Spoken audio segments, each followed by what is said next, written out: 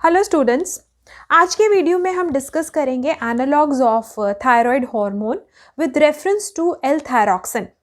हम ये भी समझने की कोशिश करेंगे कि हाइपोथायरॉयडिज्म क्या होता है, कितनी तरह का होता है, क्या कारण होते हैं, हाइपोथायरॉयडिज्म के क्या साइंस या फिर क्या मैनिफेस्टेशंस होते हैं। साथ ही साथ हम समझेंगे एल थायरॉक्सिन कैसे हाइपोथायरॉयडिज्म की ट्रीटमेंट में यूज़फुल है। एल थायरॉक्सिन की पूरी फार्माकोलॉजी इस वीडियो में हम कवर करेंगे। ना जैसा कि हम जानते हैं, थायराइड ग्लैंड बटरफ्लाई की शेप का एक एंडोक्राइन ग्लैंड है जो कि गर्दन या फिर नेक रीजन में लोकेटेड होता है। ना थायरॉक्सिन और ट्राईआइडोथ्रायोनीन ये दोनों हॉर्मोन्स थायराइड ग्लैंड से सिक्रीट होते हैं। थायरॉक्सिन में 4 आयोडीन होते हैं, इसलिए इसको आम भाषा में T4 कहते हैं। ट्राईआइडोथ्रायोनीन में 3 आयोडीन 3 आयोडीन होते हैं, इसलिए इसको T3 कहते हैं। T4 और T3 दोनों हॉर्मोन्स को कलेक्टिवली थायराइड हार्मोन कहा जाता है। नाउ T3 और T4 का main function basal metabolic rate को रेगुलेट करना है। ये दोनों हार्मोन्स बॉडी की ग्रोथ एंड डेवलपमेंट के लिए बहुत ही ज़रूरी हैं। अब समझते हैं थायराइड हार्मोन एनालॉग्स किसको कहते हैं। Thyroid hormone analogues synthetic compounds हैं जिनका कि मॉलिक्यूलर स्ट्रक्चर और फंक्शंस T4 और T3 के जैसा होता है। तो thyroid hormone analogs are synthetic compounds that have molecular structure and function similar to thyroid hormone, that is T3 and T4. अब समझते हैं हाइपोथायरॉयडिज्म किसको कहते हैं। हाइपो मतलब कम। अगर थायराइड ग्लैंड अंडर एक्टिव हो या फिर थायराइड ग्लैंड कम फंक्शनल हो तो वो ज़रूरत से कम T3 और T4 सिक्रीट करता है।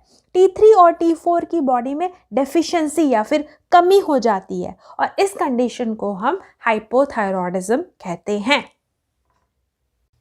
Now analogues of thyroid hormone वो कंपाउंड्स हैं जिनका यूज़ T3 और T4 की कमी को पूरा करता है, इसलिए थायराइड हार्मोन एनालॉग्स को हाइपोथायरॉयडिज्म की ट्रीटमेंट में रिप्लेसमेंट थेरेपी की तरह यूज़ करते हैं।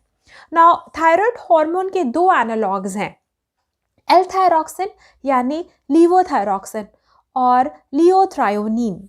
Now L thyroxine sodium T4 का सिंथेटिक एनालॉग है जो कि हाइपोथायरॉयडिज्म की ट्रीटमेंट में मेनली यूज़ होता है। नाउ लियोथ्रायोनिन T3 का सिंथेटिक एनालॉग है और लियोथ्रायोनीन कभी कभी लीवोथायरॉक्सिन के साथ मिक्सोएडिमा कोमा की ट्रीटमेंट में यूज़ होता है। ना मिक्सोएडिमा कोमा एक इमरजेंसी कंडीशन है जिसमें T3 और T4 की बहुत ज़्यादा बॉडी में कमी हो जाती है, इसीलिए इमीडिएट ट्रीटमेंट करनी पड़ती है। अगर ट्रीटमेंट इमीडिएट या फिर प्रॉपर ना हो तो मोर्टेलिटी भी हो सकती है। क्लिनिकली हाइपोथायरॉयडिज्म में L thyroxine drug of choice है। अब समझते हैं एल थायरॉक्सिन को क्लिनिकली क्यों प्रेफर किया जाता है। नाउ लियोथ्रायोनीन की शॉर्ट हाफ लाइफ है जिसकी वजह से इसकी रिपीटेड डोजेस देनी पड़ती हैं और रिस्पॉन्स भी ज़्यादा प्रेडिक्टेबल नहीं होता और इसी वजह से लियोथ्रायोनिन के यूज़ से कार्डियक अरिथमियाज होने का जो रिस्क है वो भी बढ़ जाता है। वहीं दूसरी ओर लिवोथायरॉक्सिन की हाफ लाइफ लंबी है, it has a long half life. इसकी दिन में 1 डोज दी जाती है जिसकी वजह से इसका रिस्पॉन्स यूनिफॉर्म और प्रेडिक्टेबल होता है। साथ ही साथ लियोथ्रायोनिन के कंपैरिजन में कार्डियक अरिथमियाज होने का जो रिस्क है वो भी लिवोथायरॉक्सिन से कम होता है।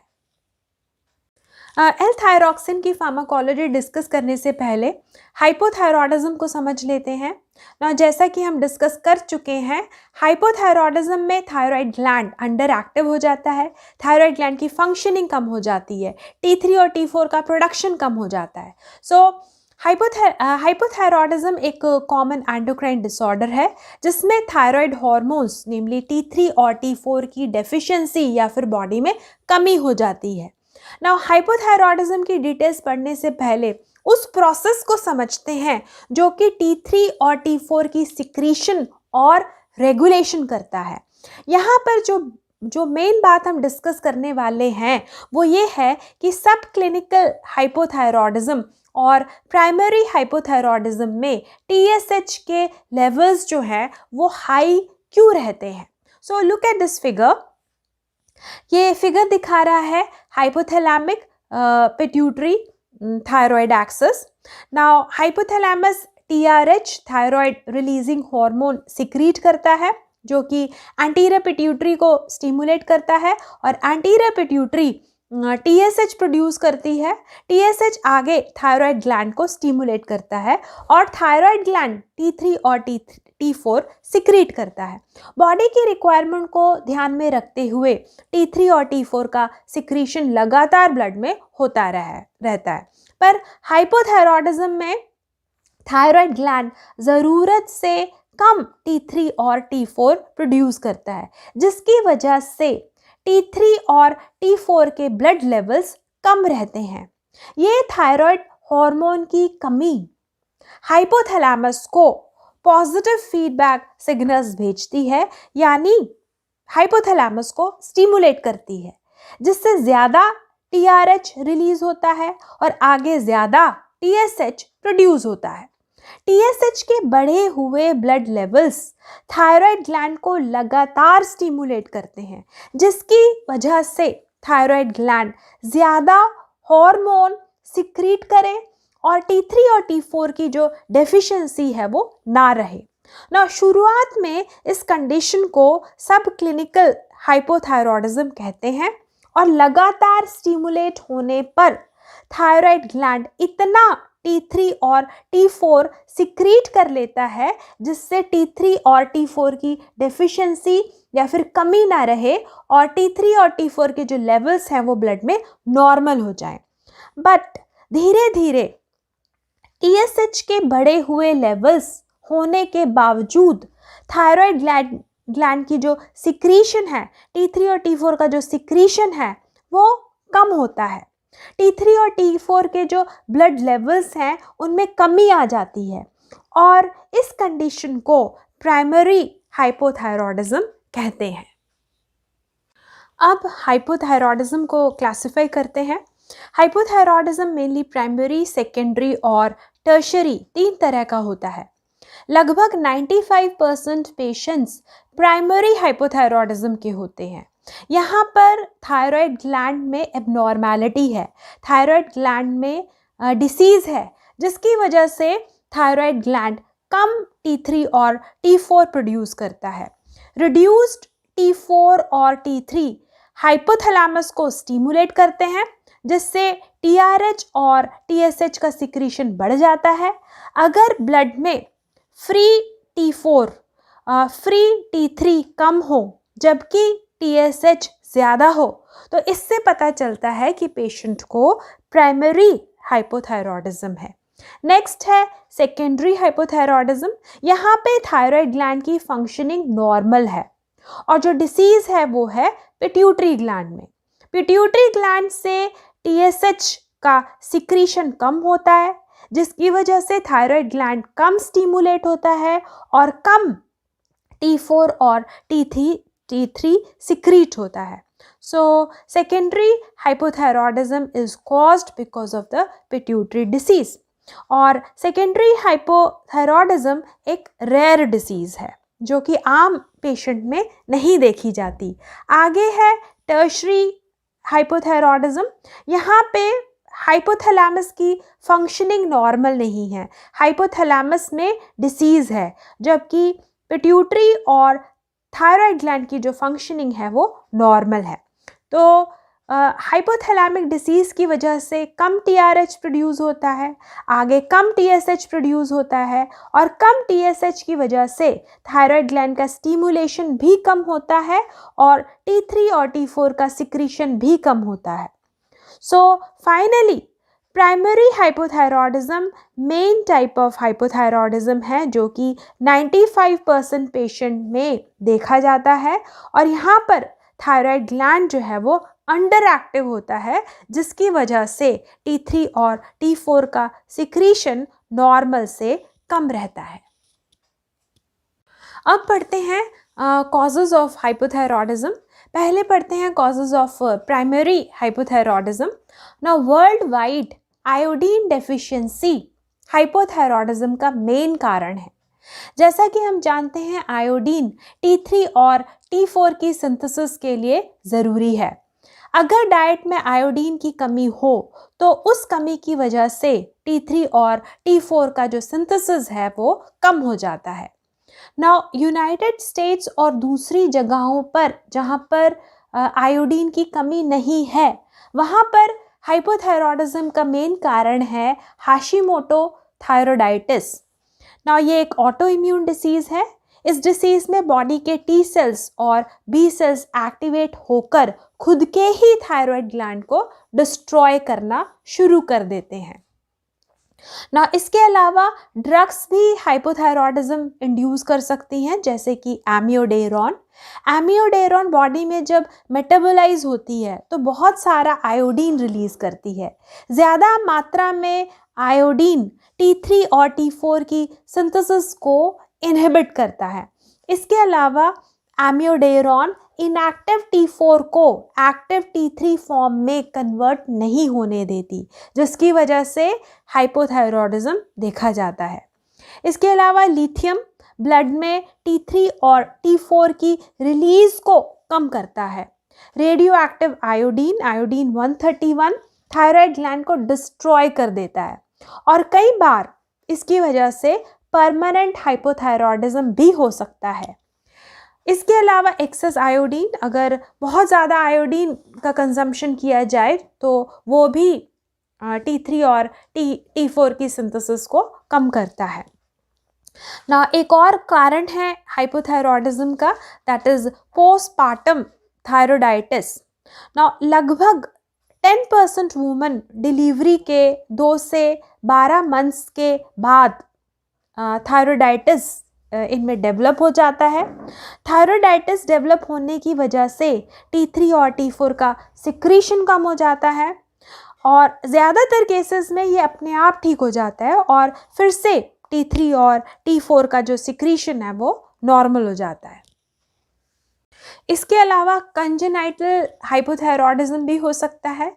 यहाँ पर इन्फेंट या फिर हम कहें शिशु में जन्म से ही T3 और T4 की डेफिशिएंसी होती है। अगर शिशु में थायराइड ग्लैंड डेवलप ही ना हो तो उस कंडीशन को हम कहते हैं थायराइड एजेनेसिस। अगर थायराइड ग्लैंड की जो डेवलपमेंट है वो एबनॉर्मल हो तो उस कंडीशन में कहा जाता है डिसीज़ को थायराइड डिसजेनेसिस। नेक्स्ट है secondary and tertiary hypothyroidism. Secondary and tertiary hypothyroidism को सेंट्रल हाइपोथायरॉयडिज्म भी कहते हैं। ये रेयरली देखा जाता है। सेंट्रल हाइपोथायरॉयडिज्म के मेन कॉजेज हैं ट्रोमैटिक ब्रेन इंजरी। अगर किसी एक्सीडेंट से या फिर किसी और कारण से ब्रेन में चोट लग जाए जिससे हाइपोथैलेमस या पिट्यूटरी ग्लैंड को नुकसान हो, कुछ क्षति पहुंचे, तो उस कंडीशन में T3 और T4 की डेफिशिएंसी हो सकती है। अगर कोई ब्रेन ट्यूमर हाइपोथैलेमस को कंप्रेस करे, हाइपोथैलेमस को दबा दे, तो भी TRH का सिक्रीशन कम हो जाता है, जिसकी वजह से फिर हाइपोथायरॉयडिज्म हो सकता है। इसके अलावा ट्यूमर ऑफ पिट्यूटरी ग्लैंड की वजह से भी हाइपोथायरॉयडिज्म देखा जाता है। देन शीहन सिंड्रोम में कई बार डिलीवरी के दौरान या फिर डिलीवरी के बाद वुमन में बहुत ज़्यादा मैसिव हैमरेज या फिर मैसिव ब्लड लॉस हो जाता है। इसकी वजह से पिट्यूटरी ग्लैंड की ब्लड सप्लाई कम हो जाती है या फिर पिट्यूटरी ग्लैंड की सप्लाई बिल्कुल बंद हो जाती है। इसकी वजह से पिट्यूटरी ग्लैंड के जो सेल्स हैं उनमें नेक्रोसिस होने लगता है। पिट्यूटरी ग्लैंड के जो सेल्स हैं वो मरने लगते हैं। इस कंडीशन को शीहन सिंड्रोम कहते हैं और इसकी वजह से भी हाइपोथायरॉयडिज्म होता है। तो ये है वो सारी केसेस, सारी कंडीशन, सारे कारण जिनकी वजह से प्राइमरी, सेकेंडरी और टर्शरी हाइपोथायरॉयडिज्म होता है। अब पढ़ते हैं मैनिफेस्टेशंस ऑफ हाइपोथायरॉयडिज्म।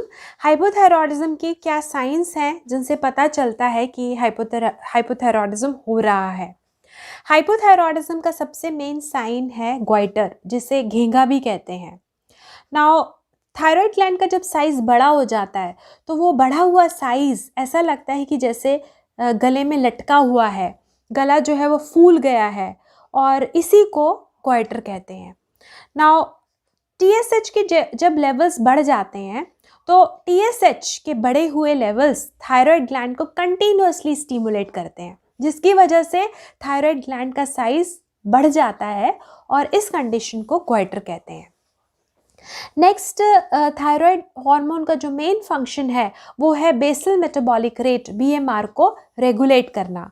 यहाँ पर पहले समझते हैं कि BMR क्या होता है। जब बॉडी पूर्ण विश्राम में हो, जब बॉडी कंप्लीट रेस्ट में हो, तो उस वक्त बॉडी के वाइटल फंक्शंस जैसे कि pumping of heart, breathing, functioning of liver, kidneys को मेंटेन करने के लिए जो एनर्जी या फिर जो ऊर्जा चाहिए उसको BMR कहते हैं। नाउ खाने में कैलोरीज होती हैं, जब ये कैलोरीज बर्न होती हैं तो उससे एनर्जी मिलती है, उससे ऊर्जा मिलती है, साथ ही साथ बॉडी में हीट या फिर गर्मी भी प्रोड्यूस होती है।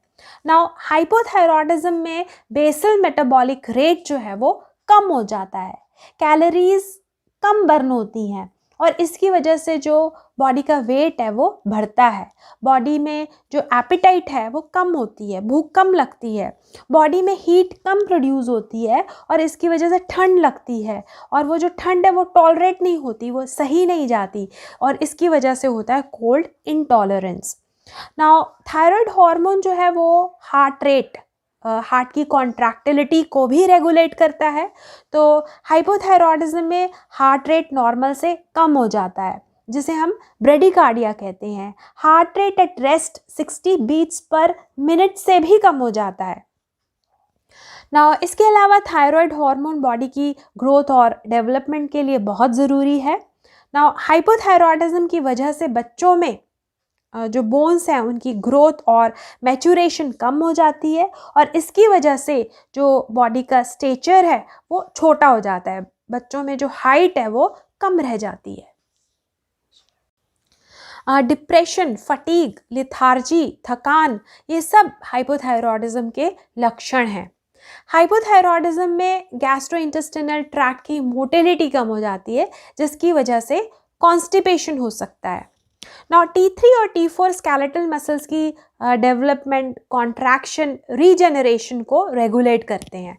तो हाइपोथायरॉयडिज्म में स्केलेटल मसल्स की जो कॉन्ट्रैक्टिलिटी है वो कम हो जाती है, जिसकी वजह से मायोपैथी और मसल वीकनेस हो सकती है। बाल जो हैं वो झड़ने लगते हैं, नेल्स ब्रिटल हो जाते हैं, वो टूटने लगते हैं और जो स्किन है वो भी ड्राई हो सकती है। नाउ T3 और T4 कम होने की वजह से हाइपोथैलेमस स्टिमुलेट होता है और TRH के ब्लड लेवल्स जो हैं वो बढ़ जाते हैं, और ये जो बढ़े हुए TRH के लेवल्स हैं ये एंटीरियर पिट्यूटरी से प्रोलैक्टिन का सिक्रीशन बढ़ा देते हैं। प्रोलैक्टिन का जब सिक्रीशन बढ़ता है तो उसकी वजह से FSH फॉलिकल स्टिमुलेटिंग हार्मोन और LH ल्यूटेनाइजिंग हार्मोन का सिक्रीशन कम हो जाता है। ना FSH और LH कम होने की वजह से ओव्यूलेशन, स्पर्मेटोजेनेसिस भी कम होने लगता है और इसी वजह से इनफर्टिलिटी हो सकती है। हाइपोथायरॉयडिज्म में ब्लड का जो LDL लेवल है, लो डेंसिटी लिपिड लेवल है, और जो ट्राइग्लिसराइड लेवल्स हैं वो भी बढ़ सकते हैं। तो ये सारे मेन मैनिफेस्टेशंस हैं, ये सारे साइंस हैं जो कि बताते हैं कि इंडिविजुअल में हाइपोथायरॉयडिज्म हो सकता है। अब डिस्कस करते हैं फार्माकोलॉजी ऑफ L-थायरॉक्सिन। L-थायरॉक्सिन इज लीवोथायरॉक्सिन। ये T4 नेचुरल थायरॉक्सिन का सिंथेटिक एनालॉग है। एल थायरॉक्सिन हाइपोथायरॉयडिज्म की ट्रीटमेंट में यूज़ होता है। इसको ओरली और इंट्रावीनसली दोनों रूट से दिया जाता है। अब समझते हैं pharmacokinetics of L thyroxine. L thyroxine की ओरल बायो अवेलेबिलिटी लगभग 75% है। L thyroxine highly plasma protein bound है। 99% से ज़्यादा एल थायरॉक्सिन प्लाज्मा प्रोटीन्स जैसे कि थायरॉक्सिन बाइंडिंग ग्लोब्यूलिन, एल्ब्यूमिन से बाउंड रहता है। एल थायरॉक्सिन को दिन में एक बार एडमिनिस्टर किया जाता है empty stomach. Preferably L thyroxine सुबह खाली पेट पानी के साथ लिया जाता है। एल थायरॉक्सिन लेने के 1 घंटे बाद तक पानी के अलावा कुछ भी खाना पीना नहीं होता, क्योंकि फूड जो है, जो खाना है, वो एल थायरॉक्सिन की एब्जॉर्प्शन को कम करता है। नाउ जैसा कि हम जानते हैं T4 इनएक्टिव होता है, उसी तरह एल थायरॉक्सिन, लीवोथायरॉक्सिन भी इनएक्टिव है। नाउ बॉडी ऑर्गन्स जैसे कि लीवर, किडनी लीवोथायरॉक्सिन में से एक आयोडीन रिमूव कर देते हैं, जिससे कि लीवोथायरॉक्सिन ट्राइआइडोथ्रायोनिन में कन्वर्ट हो जाता है। ट्राइआइडोथ्रायोनिन जो है T3 वो एक्टिव थायराइड हार्मोन है और इस प्रोसेस को कहते हैं डीआयोडीनेशन। सो डीआयोडीनेशन के प्रोसेस से इनएक्टिव लीवोथायरॉक्सिन एक्टिव ट्राइआइडोथ्रायोनिन में कन्वर्ट होता है। एल थायरॉक्सिन की हाफ लाइफ जो है वो लॉन्ग है। So L thyroxine has a long half life of about 7 days in hypothyroid patients और इसीलिए इसको दिन में एक बार दिया जाता है। एल थायरॉक्सिन का लगभग 80% एक्सक्रीशन किडनी से होता है और बाकी 20% एल थायरॉक्सिन स्टूल्स में एक्सक्रीट होती है। नाउ एल थायरॉक्सिन की टैबलेट्स कई सारी स्ट्रेंथ्स में अवेलेबल हैं, जैसे कि 12.5 माइक्रोग्राम, 25 माइक्रोग्राम, देन 50, 75, 100, 150 माइक्रोग्राम, और भी कई स्ट्रेंथ्स मार्केट में अवेलेबल हैं। एल थायरॉक्सिन की जो डोज है वो लेबोरेटरी टेस्ट जैसे कि TSH, T4 की वैल्यू पर डिपेंड करते हैं। तो एल थायरॉक्सिन की डोज को रिस्पॉन्स या फिर उसके इफेक्ट के हिसाब से चेंज किया जाता है। So dose of L thyroxine is decided and titrated by the clinician. L thyroxine की कुछ ड्रग इंटरैक्शंस हैं, उनको हम यहाँ स्टडी करते हैं। Sucralfate, iron, calcium, proton pump inhibitors L thyroxine से इंटरफियर करते हैं और एल थायरॉक्सिन की जो एब्जॉर्प्शन है उसको कम कर देते हैं। ना इसके अलावा ड्रग्स जो कि एंजाइम्स को इंड्यूस करती हैं, एंजाइम्स की एक्टिविटी को बढ़ाती हैं, ड्रग्स जैसे कि रिफैम्पिन, कार्बामेज़ेपाइन, साइटोक्रोम 3A4 एंजाइम को इंड्यूस करती हैं। ये ड्रग्स एल थायरॉक्सिन, लीवोथायरॉक्सिन के मेटाबॉलिज्म को बढ़ाती हैं। एल थायरॉक्सिन जल्दी मेटाबोलाइज हो जाता है और इसीलिए यहाँ पर doses of L thyroxine are required to be adjusted by the clinician.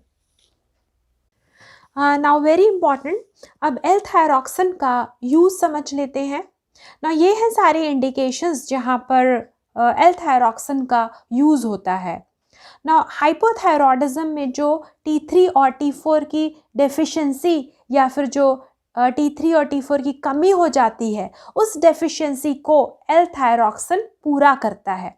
इसलिए T3 और T4 की डेफिशिएंसी में एल थायरॉक्सिन को रिप्लेसमेंट थेरेपी की तरह यूज़ करते हैं। तो पहला इंडिकेशन है क्रेटिनिज्म। नवजात शिशु और बच्चों में जो हाइपोथायरॉयडिज्म होता है उसको क्रेटिनिज्म कहते हैं। अगर इसका ट्रीटमेंट ना किया जाए तो ये बच्चों में physical and mental retardation produce कर देता है। ट्रीटमेंट अगर वक्त से स्टार्ट कर दी जाए तो बच्चों में फिजिकल रिटार्डेशन नहीं होता और मेंटल रिटार्डेशन भी रुक जाता है। दूसरा इंडिकेशन है मिक्सोएडिमा। ये वो डिसऑर्डर है जहाँ पर एडल्ट्स में हाइपोथायरॉयडिज्म होता है। नेक्स्ट इंडिकेशन है सब क्लिनिकल हाइपोथायरॉयडिज्म। यहाँ पर फ्री T4 के जो लेवल्स हैं वो ब्लड में नॉर्मल रहते हैं, पर TSH के जो लेवल्स हैं वो ज़्यादा बढ़ जाते हैं। TSH के लेवल्स अगर 10 मिली यूनिट्स पर लीटर से ज़्यादा हों तो L-थायरॉक्सिन से ट्रीटमेंट की जाती है। नेक्स्ट इंडिकेशन है मिक्सोएडिमा कोमा। ये सीवियर हाइपोथायरॉयडिज्म है। यहाँ पर हाइपोथायरॉयडिज्म की एक्यूट बहुत ज़्यादा शॉर्टेज होती है, ये एक इमरजेंसी सिचुएशन है। इनिशियली L-थायरॉक्सिन इंट्रावीनसली देते हैं और बाद में orally, doses decided by the clinician. L-थायरॉक्सिन के साथ दूसरी ड्रग्स और सपोर्टिव मेजर्स भी पेशेंट को देने पड़ते हैं। अगली इंडिकेशन है नॉन टॉक्सिक ग्वाइटर। T3 और T4 की डेफिशिएंसी की वजह से थायराइड ग्लैंड का जो साइज़ है वो बढ़ जाता है। ये हम पहले भी डिस्कस कर चुके हैं। यहाँ पर L-थायरॉक्सिन का यूज़ होता है। L-थायरॉक्सिन TSH को कम कर देता है। TSH कम होने की वजह से जो ग्वाइटर है उसका जो साइज़ है वो भी कम हो जाता है। नेक्स्ट इंडिकेशन है थायराइड नोड्यूल। यहाँ पर भी TSH के जो लेवल्स हैं वो बढ़े हुए रहते हैं। L-थायरॉक्सिन T4 की डेफिशिएंसी को कम कर देता है। T4 के ब्लड लेवल्स नॉर्मल हो जाते हैं और उसकी वजह से TSH के लेवल्स भी कम हो जाते हैं। TSH के ब्लड लेवल्स नॉर्मलाइज हो जाते हैं। नाउ TSH कम होने की वजह से जो नोड्यूल्स हैं वो रिग्रेस हो जाते हैं। नोड्यूल्स का जो साइज है वो छोटा हो जाता है। नेक्स्ट इंडिकेशन है papillary carcinoma of thyroid responding to TSH। अगर बढ़े हुए TSH लेवल्स की वजह से थायराइड का पेपिलरी कैंसर है तो L-थायरॉक्सिन की ट्रीटमेंट TSH के ब्लड लेवल्स को कम कर देती है। इससे जो पेपिलरी कार्सिनोमा है वो टेम्पररी रिग्रेस हो जाता है, टेम्पररी वो कम हो जाता है। नाउ वेरी इंपॉर्टेंट, L-थायरॉक्सिन को वेट लॉस या फिर ब्लड के कोलेस्ट्रॉल लेवल्स को कम करने के लिए यूज़ नहीं करना चाहिए। L-थायरॉक्सिन हमेशा फिजिशियन को कंसल्ट करने के बाद प्रिस्क्रिप्शन के हिसाब से ही लेना चाहिए। अब देखते हैं एडवर्स इफ़ेक्ट्स ऑफ L-थायरॉक्सिन। L-थायरॉक्सिन के एडवर्स इफ़ेक्ट्स ज़्यादातर तभी देखे जाते हैं जब L-थायरॉक्सिन की जो डोज है वो ठीक ना हो।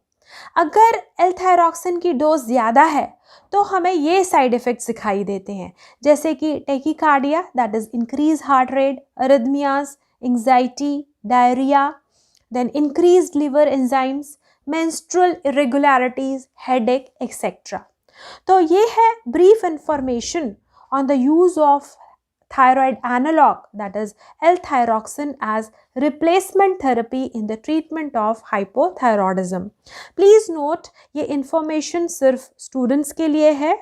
L-thyroxine का यूज़ या फिर hypothyroidism का ट्रीटमेंट आप अपने आप ना करें, फिजिशियन को ज़रूर कंसल्ट करें। L-thyroxine तभी यूज़ करें अगर वो डॉक्टर द्वारा प्रिस्क्राइब करी जाए। अगर ये वीडियो आपको अच्छा लगे तो इसको लाइक, सब्सक्राइब और शेयर ज़रूर करें। Thanks for watching this video.